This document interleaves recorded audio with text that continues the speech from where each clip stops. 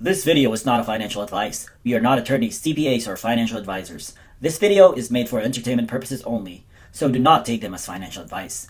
We do not know your personal specific financial situation. We suggest you seek an actual financial advisor for real financial advice. Thank you. What's up, my friends? Welcome to another episode of a newly rebranded YouTube channel, Learn Wealthy. Today we're going to talk about what do economists mean when they say the yield curve is inverted. You'll hear economists say, we're gonna have a recession because the yield curve is inverted. What are they talking about? They're talking about the bond market, and more specifically, the U.S. Treasury market. The U.S. Treasury basically offer these investments every single week. They issue these securities where if you buy them, the government promises to pay you back at a certain time with a specific yield or return.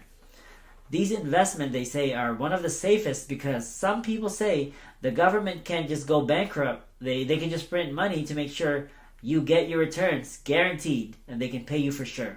At the time of this recording, I don't have a more detailed tutorial on how to buy US Treasuries yet, but when I make one, you'll see a link up there and down the description below. The US Treasuries have different maturity dates. 4 weeks, 8 weeks, 13 weeks, 1 year, 2 years, 10 years, 20, and even 30 years. That just means that when they promise you a specific amount of annualized return, let's say a 5% yield for example, that means you're going to get that return at the maturity date, whether it's 4 weeks, 1 year, 30 years, etc. In general, the longer the maturity period is, the higher your yield should be. But sometimes, the shorter treasuries get a higher yield compared to the longer treasuries, and that creates an inversion on this chart. These inversions predicted the last 10 recessions with an accuracy of pretty much 100%. If you learned something valuable today, please smash that like button, and it will help me out a lot to make more of these videos. This chart is directly from the Federal Reserve's website, the Fed. This is the 10-year and 2-year Treasury chart. As you can see, it's only giving me until 1976 to present. The flat black line here is the constant 2-year Treasury. The dark blue line represents the 10-year Treasury yield. Usually the 10-year blue line is higher than the black line, but during inversions you can see that the blue line is below the black line. That means the yield on the 10-year Treasury is much smaller than the yield on the 2-year Treasury. These gray areas right here, they're the recessions.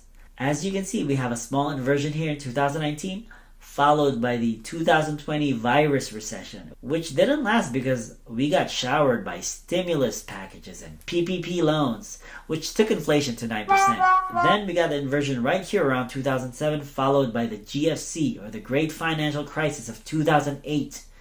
This recession lasted for about 2 years. Then we have the inversion right here, followed by the dot-com bubble recession back in 2001. And so on, here, here, and here. And if I have a chart that shows even more previous years, it's going to be the same story. These inversions have been very accurate in predicting the past recessions. And as you can see, recessions happen just after the inversions uninvert and goes back up past the black line. When the blue line goes back up past the black line, then boom, recession. Right now, maybe you're asking, why are these yield curve inversions so accurate at predicting recessions? I don't know, but people who buy US Treasuries are nearly everyone. Big financial institutions, bank, investors like me and you, I buy US Treasuries. Other countries buy US Treasuries. This is just my theory. All these people collectively can sense when there's a lot of risks and things are not right in the economy. Some of these are big banks and financial institutions all around the world, and maybe they really know what's going on behind the monetary system in terms of like liquidity and balance sheets if shit will hit the fan. Is the yield curve inverted right now? Yes! It's massively inverted right here. So James, are you saying we're going to have a recession soon? I'm not saying we're going to have a recession. The bond market is saying we'll have one. And the bond market is pretty accurate.